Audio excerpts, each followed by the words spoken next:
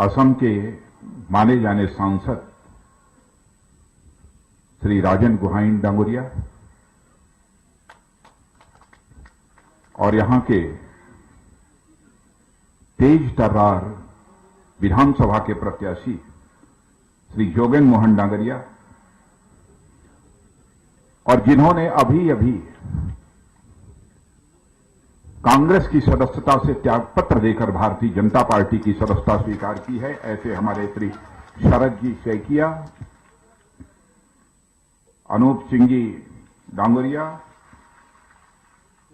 नवनीता डांगोरिया अनी, चलेगा, भवेन मोहन डांगरिया, अनतो मिश्रा डांगोरिया, डॉक्टर प्रवीण कमर डांगोरिया और हमारे अजय पारिक डांगोरिया और यहां उपस्थित सभी डांगोरिया और डांगोरियानी।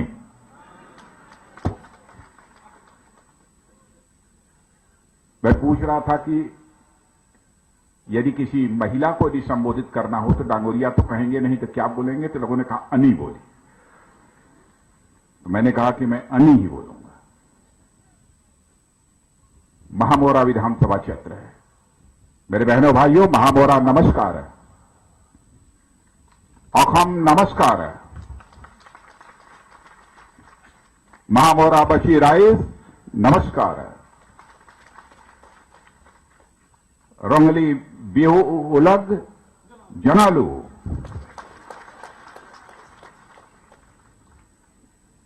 मेरे बहनों भाइयों, यहां शायद पहली बार आया हूं। वैसे चाय बागान में और शिव सागर जिले में कई सभाओं को इसके पहले संबोधित कर चुका हूं, पार्टी का राष्ट्रीय अध्यक्ष रहते हुए और अन्य जिम्मेदारियों को निभाते हुए।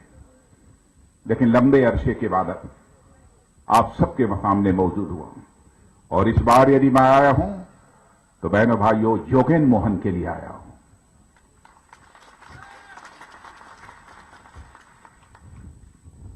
मुझे जानकारी मिली है कि बगल में ही ओम्फा की पूजा चल रही है।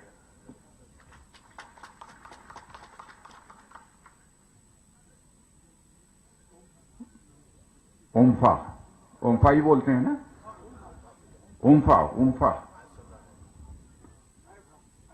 पूजा चल रही है और यह महामोरा का जहां तक संबंध है, महामोरा एक बहुत ही हिस्टोरिकल प्लेस है, ऐतिहासिक धरती है। याहोम की किंगडम है, राजधानी है।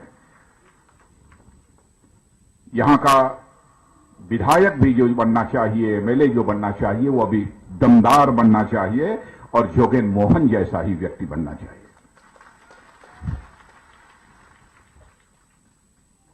मेरे बहनों भाइयों, आप जानते हैं कि असम में लंबे समय तक यदि किसी पार्टी ने सरकार चलाई है तो कांग्रेस ने चलाई है। दिल्ली में भी सबसे अधिक समय तक किसी ने सरकार चलाई है तो कांग्रेस ने चलाई है। और मैं आपको याद दिलाना चाहता हूं, और मेरी बात गलत हो तो पढ़े लिखे लोगों से मैं कहना चाहूंगा कि आप एक पत्र मेरे पास लिखकर भेज दीजिएगा कि राजनाथ सिंह आए, झूठ बोलकर, गलत बोलकर जनता को गुमराह करके चले गए। बहनों भाइयों, मैं अपनी गलती स्वीकार कर लूंगा, क्योंकि राजनीति में जब से मैंने कदम रखा है, जनता की आंखों में धूल झोंक कर मैंने कभी वोट नहीं हासिल किया है, बल्कि जनता की आंखों में आंख डालकर मैंने वोट हासिल किया है। इसलिए मैं कह रहा हूं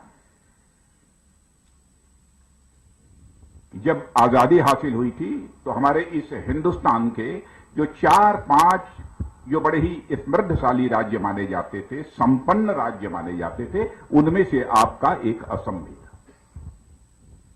आज कांग्रेस के लंबे समय की शासन के बाद, सरकार चलाने के बाद हालात कैसे हो गए।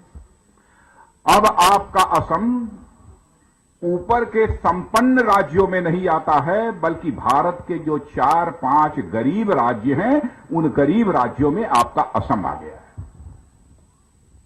कांग्रेस ने ऐसे हालात पैदा कर दिए। करोड़ 1.5 करोड़ के लगभग लोग गरीबी रेखा के नीचे अपनी जिंदगी जीने के लिए मजबूर हैं इस असम में। क्यों हुए ऐसे हालात? मैं कांग्रेस के दोस्तों से पूछना चाहता हूं, और कांग्रेस से यह भी मैं पूछना चाहता हूं कि 15 वर्षों से, पिछले 15 वर्षों से लगातार आपकी सरकार रही है। किसने काम करने से आपको रोका था? किसने मना किया था कि असम की गरीबी दूर मत करो?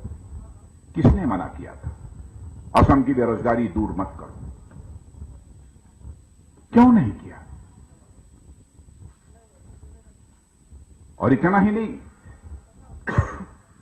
मेरे बहनों भाइयों, 15 वर्षों में 10 वर्ष तक लगातार दिल्ली में भी इसी कांग्रेस की सरकार रही है, और उस सरकार के जो प्रधानमंत्री रहे हैं उनको भी आपने ही असम से राज्यसभा का सदस्य चुनकर भेजा था। फिर भी असम का विकास नहीं हुआ। मैं कांग्रेस के दोस्तों से पूछना चाहता हूं, आप यदि नॉर्थ ईस्ट का विकास करने का दावा करते हो, आपको भी और कितना समय चाहिए? नॉर्थ ईस्ट की जनता, इस असम की जनता इस सवाल का जवाब चाहती है। इसका कोई जवाब नहीं है। इनकी सरकार थी। मेरे बहनों भाइयों, आपने देखा होगा कि बराबर बांग्लादेश से घुसपैठियों को असम के अंदर प्रवेश करने की इन लोगों ने इजाजत दी। मैं पूछना चाहता हूं, क्यों दिया?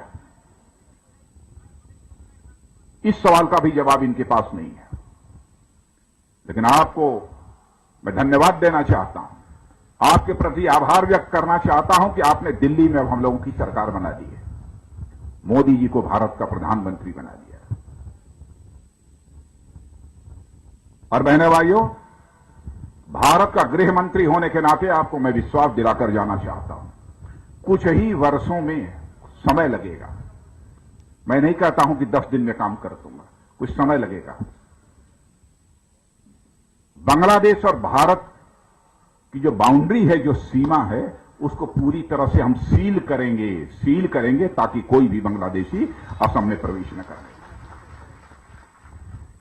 और आप लोगों को समाचार पत्रों के माध्यम से जानकारी होगी कि कुछ ही महीने पहले मैं गया भी था बॉर्डर पर, और जाकर मैंने देखा कि कहां पर फेंसिंग हुई है और कहां पर नहीं हुई है। और मुझे खुशी है कि बांग्लादेश सरकार भी अब हमको सहयोग कर रही है। Fake currency note, fake Indian currency note Bangladesh में जब चुनाव होता है तो और तेजी से आना शुरू हो जाता है। और बहनों भाइयों, जब फर्जी और फेक पैसा, रुपया, करेंसी जब दुनिया के दूसरे देशों से आती है तो हमारे देश की अर्थव्यवस्था को वह कमजोर करने का काम करती है।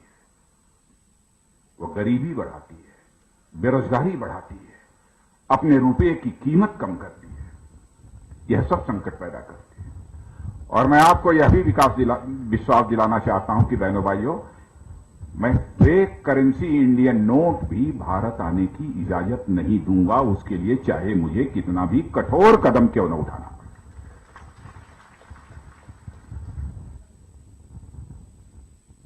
चाहे कितना भी कठोर कदम क्यों न उठाना पड़े।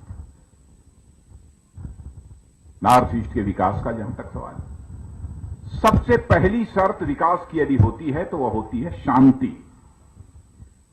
आए दिन यहां पर उग्रवादी हत्या कर देते थे लोगों की, जब होता था निर्दोष लोगों की जान ले लेते थे। ऐसा ही 62-63 मरे निर्दोष आदिवासियों की जान जब लोगों ने ले ली। बहनों भाइयों, मैं गृह मंत्री था, तुरंत मैं दिल्ली से चलकर गुवाहाटी पहुंचा और यूनिफाइड कमांड की बैठक बुलाकर मैंने कहा कि इसका मुंहतोड़ उन्हें जवाब दिया जाना चाहिए, ताकि भविष्य में वह किसी निर्दोष नागरिक की हत्या करने की हिम्मत न जुटा सकें। और आपने देखा, आज मैं कह सकता हूं डंके की चोट पर, 18 वर्षों में सबसे बेहतर उग्रवाद के मोर्चे पर हालात यदि हैं तो इस समय हमारे नॉर्थ ईस्ट में। हम हिंसा की इजाजत नहीं देंगे। जो हिंसा करेगा, हथियार यदि हाथ में लेगा, तो बहनों भाइयों, चाहे हमें कितना भी कठोर कदम क्यों न उठाना पड़े, हम कठोर कदम उठाएंगे, लेकिन उसे माफ नहीं करेंगे किसी भी सूरत में। जिसको बात करनी है वो हिंसा छोड़े, हथियार छोड़े, बात करें। हम उससे बात करने को तैयार हैं। लोकतंत्र है। लोकतंत्र में गोली के सहारे समस्या का समाधान नहीं किया जा सकता। बंदूक हाथ में लेकर समस्या का समाधान नहीं किया जा सकता। समस्या का समाधान हो सकता है तो वो बातचीत के द्वारा हो सकता है। भारत ये विश्व का सबसे बड़ा लोकतंत्र है। इस लोकतंत्र की ताकत को समझना चाहिए। लंबे समय तक जिस कांग्रेस ने बराबर सरकार चलाई, दिल्ली की संसद में बराबर 2/3 बहुमत, कभी बहुमत हासिल करके बराबर यह सरकार लगभग 55 वर्षों तक, 55 ईयर्स तक चलाते रहे। क्या करिश्मा आपने किया है 2014 के इलेक्शन में? आजाद भारत के इतिहास में कभी भी ऐसा नहीं हुआ था कि किसी गैर कांग्रेसी राजनीतिक पार्टी को भारत की संसद में बहुमत मिल जाए। कभी नहीं हुआ। लोकतंत्र का ही करिश्मा है मेरे बहनों भाइयों। आपका यह करिश्मा है मेरे बहनों भाइयों कि 2014 के लोकसभा चुनाव में आपने आजाद भारत के इतिहास में पहली बार एक गैर कांग्रेस राजनीतिक पार्टी भारतीय जनता पार्टी को स्पष्ट बहुमत देकर सरकार आपने बनाई है। यह आपने करिश्मा किया है। यह आपने करिश्मा। हर इंसान की वोट की एक बहुत बड़ी ताकत होती है। उस ताकत को हमें समझना चाहिए। इसीलिए मैं कहना चाहता हूं कि हिंसा का रास्ता नहीं अख्तियार करना चाहिए। और मैंने सोचा कि यह एक उपयुक्त अवसर है, इसके माध्यम से भी मैं सभी से यह अपील कर दूं कि वह हिंसा का रास्ता छोड़ें। अब हमारे शैकिया जी, ये कांग्रेस के विधायक थे, 3 बार विधायक थे। अब इनको भी यह समझ में आने लगा है। इन्होंने भी बराबर कोशिश की होगी कि इनके क्षेत्र का विकास हो जाए, लेकिन कांग्रेस के नेताओं को, कांग्रेस की सरकारों को जो इनका सहयोग करना चाहिए, उन्होंने सहयोग नहीं किया। इन्होंने सोचा कि अब कोई चारा नहीं है, विकास यदि कोई सरकार कर सकती है तो केवल वो भारतीय जनता पार्टी नेतृत्व की एनडीए सरकार कर सकती है। इसलिए उन्होंने भारतीय जनता पार्टी की सदस्यता स्वीकार कर ली। और मैं आपको याद दिलाना चाहता हूं, आप यह कहेंगे कि आप कैसे यह दावा करते हैं नॉर्थ ईस्ट का, असम का, नॉर्थ ईस्ट का विकास आपकी ही सरकार कर सकती है। इसलिए आजाद भारत के इतिहास में पहली बार नॉर्थ ईस्ट के लिए अलग से मंत्रालय बनाने का काम यदि किसी ने किया तो हमारे भारतीय जनता पार्टी के नेता आदरणीय अटल बिहारी वाजपेयी ने किया था। बहनों भाइयों, देश का विकास करने के लिए और नेतृत्व का विकास करने के लिए नीति भी ठीक चाहिए, नीयत भी ठीक चाहिए और नेतृत्व भी मजबूत चाहिए। तभी देश का विकास हो सकता है, तभी नॉर्थ ईस्ट का विकास हो सकता है। और कोई दूसरा चारा नहीं। इसलिए मैं आप सबसे अपील करने आया हूं कि मेरे बहनों भाइयों, आप सभी भारतीय जनता पार्टी की नेतृत्व में एनडीए की सरकार बनाइए। असम गण परिषद, कई राजनीतिक पार्टियों को साथ लेकर हम लोगों ने सरकार बनाई है। चाय बागान का क्षेत्र है, क्या हालात है? मैं समझता हूं देश के किसी कोने में चले जाइए, चाय बागान में काम करने वालों की जैसी दुर्दशा है, जैसी दुर्गति है, जैसी जलालत की जिंदगी उन्हें झेलनी पड़ती है, शायद ही देश के किसी दूसरे भाग में ऐसा देखने को मिलता। एक प्लांटेशन लेबर एक्ट 1951 में पास हुआ था। प्लांटेशन लेबर एक्ट पर अमल ही नहीं हुआ। उनके बच्चों की पढ़ाई का कोई साधन नहीं, लिखाई का कोई साधन नहीं, उनके स्वास्थ्य की, उनके हेल्थ की चिंता करने वाला कोई नहीं, पानी की चिंता नहीं, कुछ नहीं। मैंने पहले भी कहा था कि मैं 2014 के लोकसभा चुनाव में आया था तो उस समय भी मैंने शिव सागर की जनता से कहा था। मैंने कहा था दिल्ली में आप सरकार हमारी बना रहे हैं, लेकिन असम में भी हमारी सरकार बननी चाहिए। असम में भी हमारी सरकार बना दीजिए, क्योंकि एक सरकार से ही काम नहीं चलेगा। क्योंकि असम में किसी दूसरे पार्टी की सरकार रही तो हर काम में अड़ंगा पैदा करेगी। इसीलिए हम लोगों ने कहा था कि असम में भी सरकार बना दीजिए। हम चाय बागान के मजदूरों की समस्या का भी समाधान करेंगे। बहनों भाइयों, चाय बागान के मजदूरों की समस्या का समाधान करेंगे। मैं आपसे पूछना चाहता हूं, चाय बागान के जो लैंडलेस लेबर, भूमिहीन जो मजदूर थे, उनको 4 कट्ठा जमीन देने की बात 2011 में कांग्रेस ने कही थी। मिल गई जमीन?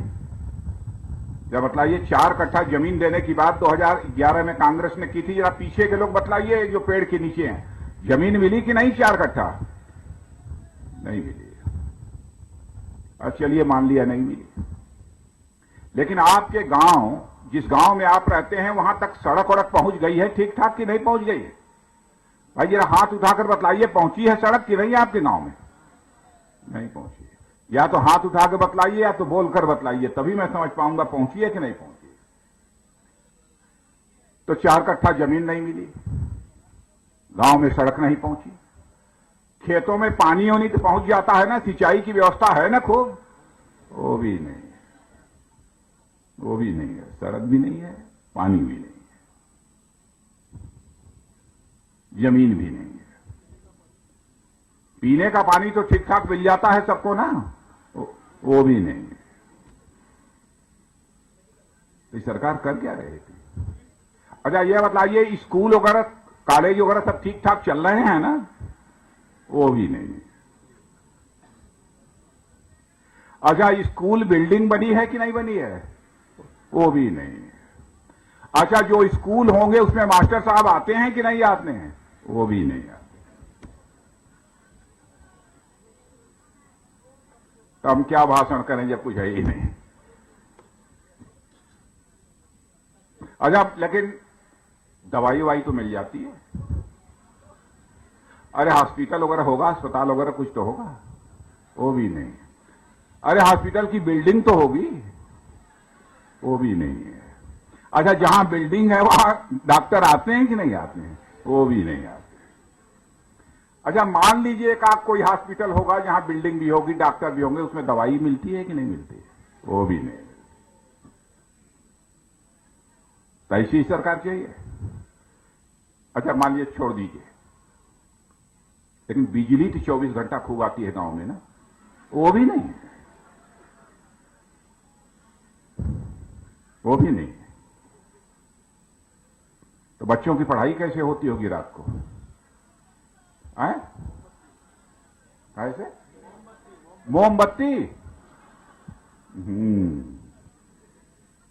ये हाल है। लेकिन जब बिजली नहीं आती है तो आप लोगों को बहुत तकलीफ होती होगी। क्या करेगा, बस सही तकलीफ तो होती है। दिन भर के धूप में काम काज करने के बाद जब शाम को, रात को आप घरों में पहुंचते होंगे, अंधेरा ही अंधेरा, अंधेरा ही अंधेरा। न आप घर वाली का चेहरा देख पाते होंगे, न घर वाली आपका चेहरा देख पाती होगी। इतनी तकलीफ है।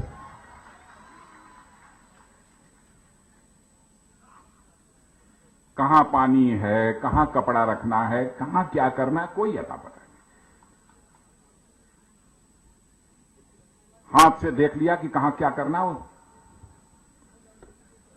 यह हालत है। तो ऐसी सरकार चाहिए। मैंने भाइयों, सरकार बदलनी चाहिए।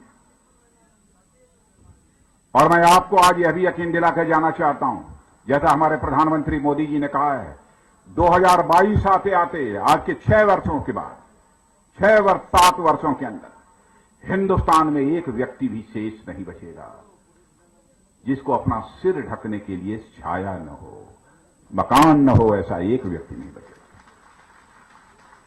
और सरकार बनने के साथ आपको यह भी यकीन दिलाकर जाना चाहता हूं कि आपके हेल्थ का, आपके स्वास्थ्य का हम बीमा करेंगे, आपके स्वास्थ्य का बीमा करेंगे। देखिए 1.25 साल के अंदर बैंक में अकाउंट सबका खुल गया कि नहीं? लगभग खुल गया होगा। अधिकांश लोगों का खुला होगा। ऐसा हो ही नहीं सकता। प्रधानमंत्री जनधन योजना नहीं खुला होगा तो यहां की सरकार ने गड़बड़ किया होगा। अधिकांश लोगों का खुला। और पहली बार हम लोगों ने फैसला किया कि हिंदुस्तान का एक भी परिवार शेष नहीं बचना चाहिए जिसका कि बैंकों में खाता न खुल जाए। बैंक के दरवाजे पर केवल पूंजीपति ही नहीं जाना चाहिए, बल्कि अपने शरीर का पसीना बहाने वाला मजदूर भी पहुंचना चाहिए। इसीलिए हम लोगों ने बैंकों का खाता खोलने का फैसला किया। बेरोजगार नौजवानों को रोजगार वगैरह मिल रहा है कि नहीं? रोजगार, बहनों भाइयों, अब यहां की जानकारी मुझे पूरी तो नहीं है, लेकिन स्किल इंडिया के संबंध में एक योजना हम लोगों ने बनाई है। अभी मैं इसके पहले विधानसभा क्षेत्र कौन है, दुरियाजान से होकर मैं आ रहा हूं।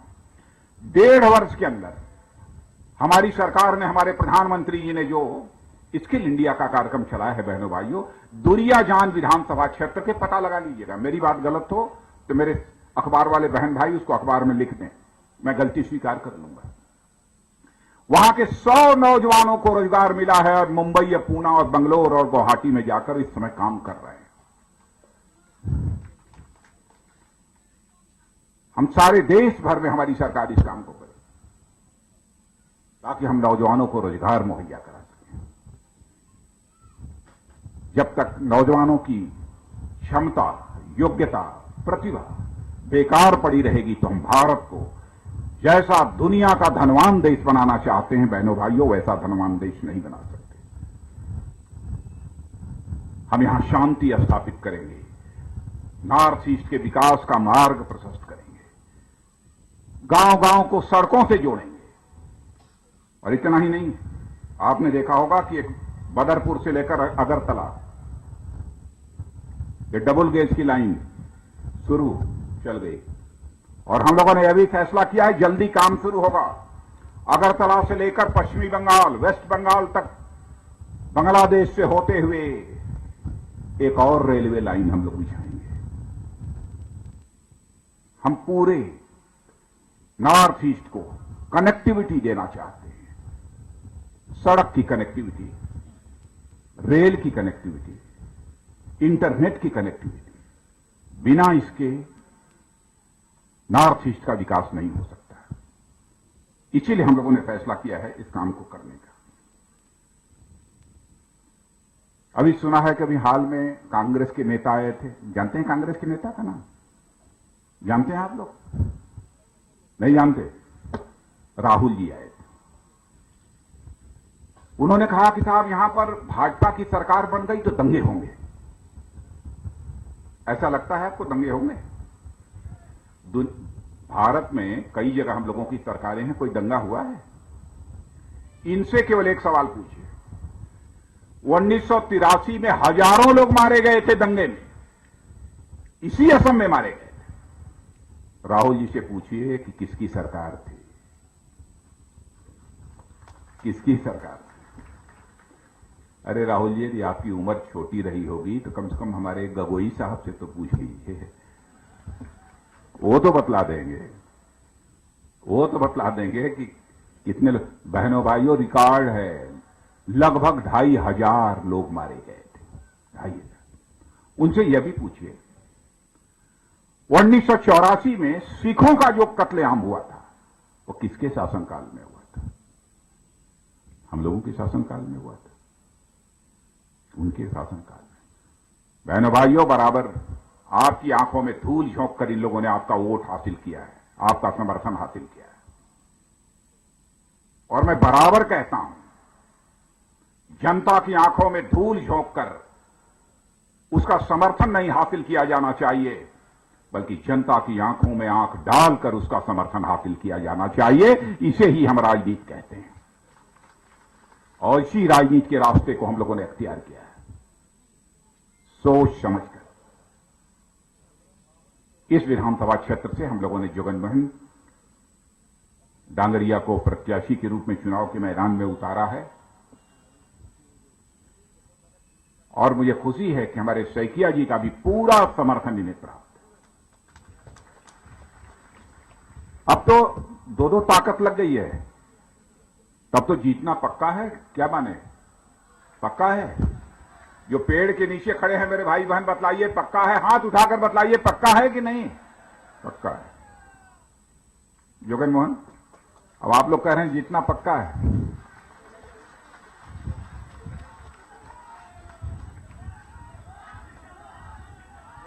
आजा ये बतलाइए, ये बताइए, यदि आप लोग कहिए तो सैकिया जी से भी और जोगन मोहन जी से, इन दोनों लोगों से एक वचन मैं ले लूं, एक वादा करा लें। वादा मैं ये कराना चाहता हूं, ये बतलाइए जोगन मोहन जी और सैकिया जी की चुनाव तो आप लोग जीत रहे हैं क्योंकि जनता ने कह दिया है। मैं नहीं कह रहा हूं, जनता ने कह दिया इसलिए। लेकिन जीतने के बाद 4, 6, 8, 10, 12 महीने में कभी न कभी एक बार मुझे फिर से यही बुला लीजिएगा। बुला लेंगे कि नहीं? इन्होंने कहा कि बुला लेंगे। और बहनों भाइयों, जोगन मोहन के चुनाव जीतने के बाद यदि आपके बीच में आना चाहूंगा तो फूलों की हार पहनकर अपना स्वागत कराने के लिए नहीं आना चाहूंगा, बल्कि एक बार शीश झुकाकर आप सभी बहनों भाइयों का अभिनंदन करने के लिए आना चाहूंगा, आप सभी का स्वागत करने के लिए आना चाहूंगा। आप सबको बहुत बहुत धन्यवाद।